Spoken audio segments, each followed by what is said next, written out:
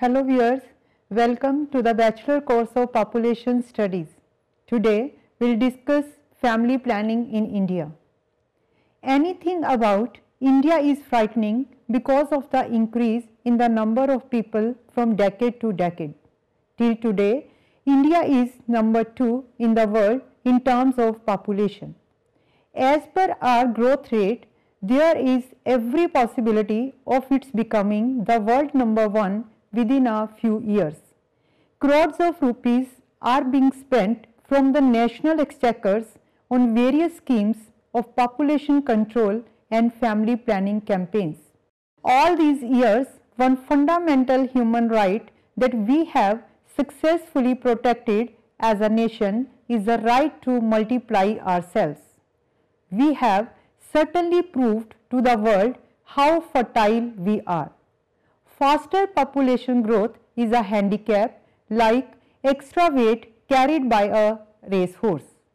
The rapidly rising population also adversely affects the quality of population. There is a necessity of a direct attack on this problem of rising population, and the family planning can play a great role in solving this problem. Family planning involves the provision of birth prevention, information, services and appliances. It also involves teaching women and men about preventing birth with contraceptives, abortion and sterilization. Family planning is not confined to only birth control or contraception. It is also for the improvement of the family's economic condition and for better health of the mother and her children. The family planning program in India cannot be ignored. Let us discuss about family planning in India and the role played by it in solving the problem of population growth in India. First of all, history of family planning in India. Population growth has been a cause of worry for the Government of India since a very long time. Just after independence, the Family Planning Association of India was formed in 1949. The country launched a nationwide family planning program in 1952, a first of its kind in the developing countries. This covered initially birth control program and later included under its wing mother and child health, nutrition and family welfare. In 1966, the Ministry of Health created a separate department of family planning. The ruling Janata government in 1977 developed a new population policy which was to be accepted not by compulsion but by voluntarily. It also changed the name of Family Planning Department to Family Welfare Program. Progress was, however, slow during the 1980s. The 1990s witnessed several shifts in policy, especially after the 1994 International Conference on Population and Development, when the focus shifted to a target-free community-based approach. India's National Population Policy 2000 aims at stabilizing population, which is an essential requirement for promoting sustainable development with more equitable distribution. The immediate objective of the National Population Policy 2000 is to address the unmet needs for contraception and health care. The medium-term objective is to bring the total fertility rate to replacement level by 2010 through vigorous implementation of intersectoral strategies. The long-term objective is to achieve a stable population by 2045 at a level consistent with the requirements of sustainable economic growth and environmental protection. Preliminary results from the Census of India 2011 reveal several positive trends in India's population growth. Current demographic scenario in the country, that is from Census 2011. According to the census of 1971 as depicted by Table 1, the population of the country was 54.82 crore. Since then, in a period of 40 years, the population of the country has increased by more than 66.2 crore. This, if viewed in the context of a relatively slow economic growth, is really an alarming situation. However, the population has not increased in this country at a uniform rate. Now, the objectives of family planning. High population growth rate tends to retard social and economic development because it alters the age structure of the population, places a very heavy burden on education, employment, health services, food and natural resources. It also badly affects the quality of life of Indians. Thus, family planning is essential for an all-round development, sustained growth of the economy and for the welfare of the whole nation. These are the main objectives of family planning. Number 1, to accelerate economic development. The adoption of family planning measures will ultimately result in the economic development of the country. As a consequence of a reduction in the population growth, there will be rise in the per capita income. The addition to the per capita income can be a source of additional savings and therefore of capital formation. This will lead to the economic development of the country. The second objective is to improve standard of living. Rapid growth of population accounts for low standard of living in India. Bare necessities of life are not available adequately. People living in poverty cannot support large family. Many people survive in shortages and their standard of living is low. So, the aim of family planning is to improve standard of living of people. Third objective is to change in social outlook. The traditional social attitude of having many children is considered a benefit as it would mean more hands to help on the field. This type of social attitude of the people should also undergo a change. Marriage should no longer be considered a social binding, nor should the women without children be looked down upon. Large families should be a subject of criticism. The main aim of family planning is to change in social outlook so that people may prefer the small family size. Fourth objective is to eradicate poverty. Due to excessive increase in population, the total number of people living below the poverty line has increased year by year. So, to eradicate poverty among masses, family planning is must. Fifth objective is to provide social security. The aim of family planning is to cover more and more people under social security scheme like opening of old age homes, old age pension, etc., so that they do not depend upon children in the event of old age and sickness. With these facilities, they will have no pressure for more children. Next objective is to reduce unemployment. Despite the increase in employment opportunities, India is unable to provide employment to all job seekers because it is overpopulated. Thus, rapid growth rate of population causes widespread unemployment in India. The objective of family planning is to reduce unemployment by curtailing the growth rate of population. Next objective is to decline infant mortality rate. The aim of family planning is to inspire people to beget 2 children only. If people are convinced that there is enough possibility of survival of their children, they would not like to have more children.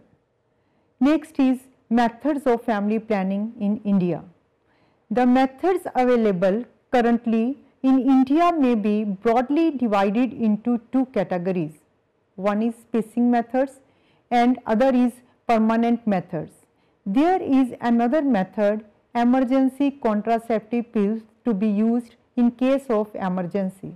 Now we will discuss these methods one by one. First one is spacing methods.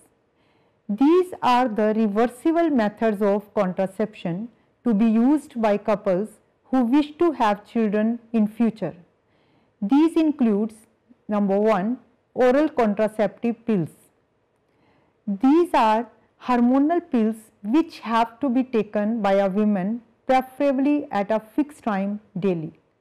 The strip also contains additional placebo iron pills to be consumed during the hormonal pill-free days. The method may be used by majority of women after screening by a trained provider. At present, there is a scheme for the delivery of OCPs at the doorstep of beneficiaries by ASHA with a minimal charges. The brand Mala N is available free of cost at all public healthcare facilities. Next is condom. There are the barrier methods of contraception which offer the dual protection of preventing unwanted pregnancies as well as transmission of RTI, STI including HIV. The brand Nirod is available free of cost at government health facilities and supplied at doorstep by ASHAs for minimal cost. Next is intrauterine contraceptive devices. Copper containing IUCD are a highly effective method for long-term birth spacing. It should not be used by women with uterine anomalies or women with active PID or these who are at increased risk of STI, RTI, women with multiple partners. The acceptor needs to return for follow-up visit after 1, 3 and 6 months of IUCD insertion as the expulsion rate is highest in this duration. New approach of method delivery, postpartum IUCD insertion within 48 hours of delivery by specially trained providers to tap the opportunities offered by institutional deliveries. Service providers and ASHAs accompanying clients are being provided with incentive of rupees 150. The second is permanent methods. These methods may be adopted by any member of the couple and are generally considered irreversible. These are number 1, female sterilization. There are 2 techniques of female sterilization which are, one is mini-lap. Mini-laparotomy involves making a small incision in the abdomen. The fallopian tubes are brought to the incision to be cut or blocked. It can be performed by a trained MBBS doctor. Second is laparoscopic. Laparoscopy involves inserting a long thin tube with a lens in it into the abdomen through a small incision. This laparoscope enables the doctor to see and block or cut the fallopian tubes in the abdomen. It can be done only by trained and certified gynecologist or surgeon. Next is male sterilization.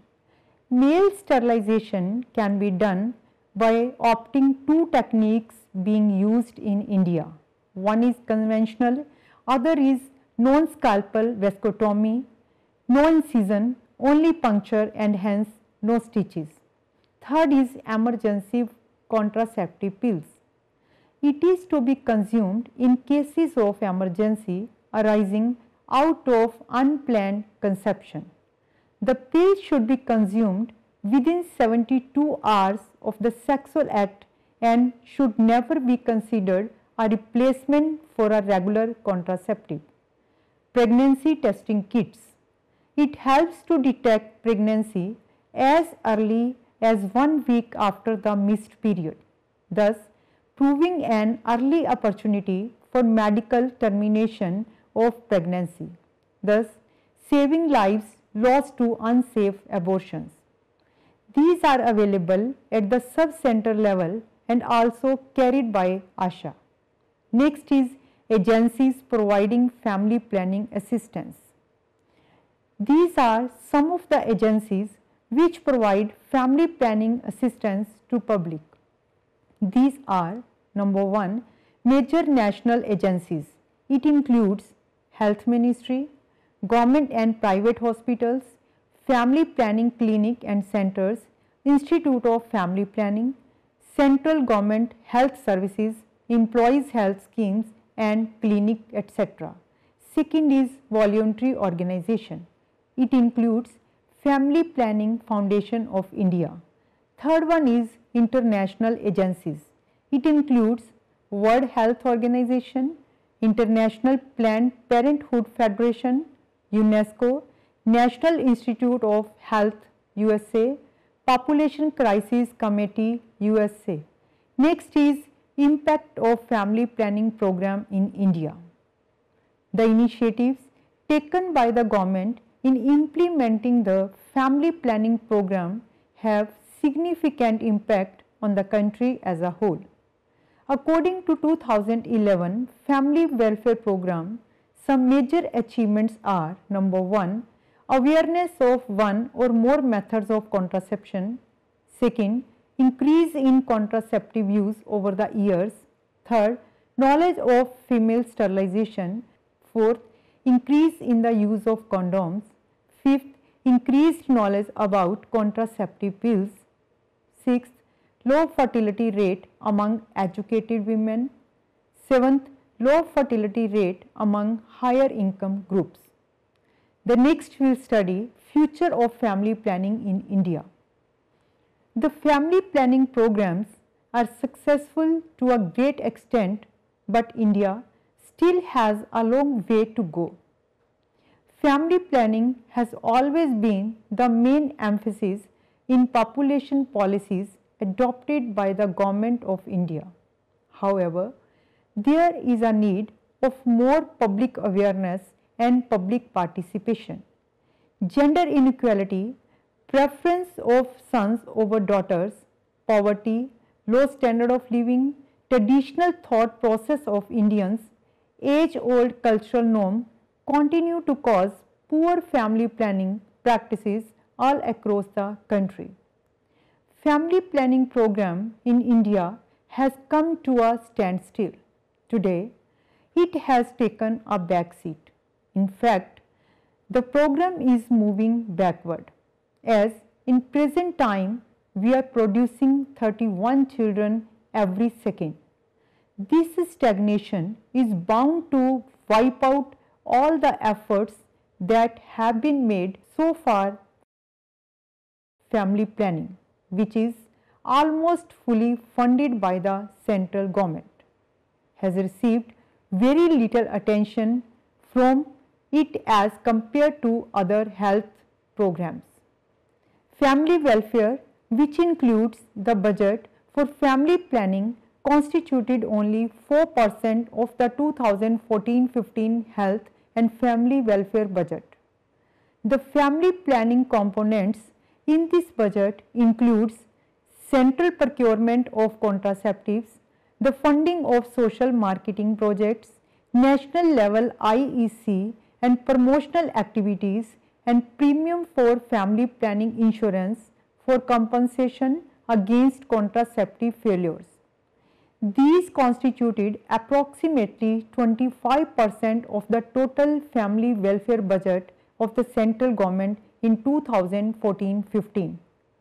The study by the Population Foundation of India, a think tank on population and development issues shows that if India wants to meet its Family Planning 2020 pledge of covering 48 million new users by that year, it would need to spend about Indian rupees 15,800 crores, if not more, during 2013 to 2020.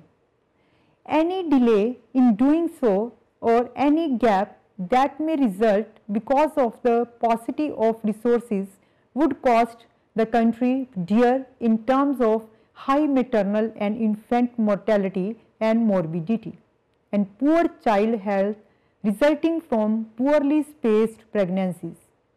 In line with the right-based perspective and an empowerment approach, women need to be able to have the right to determine the number of children they wish to have.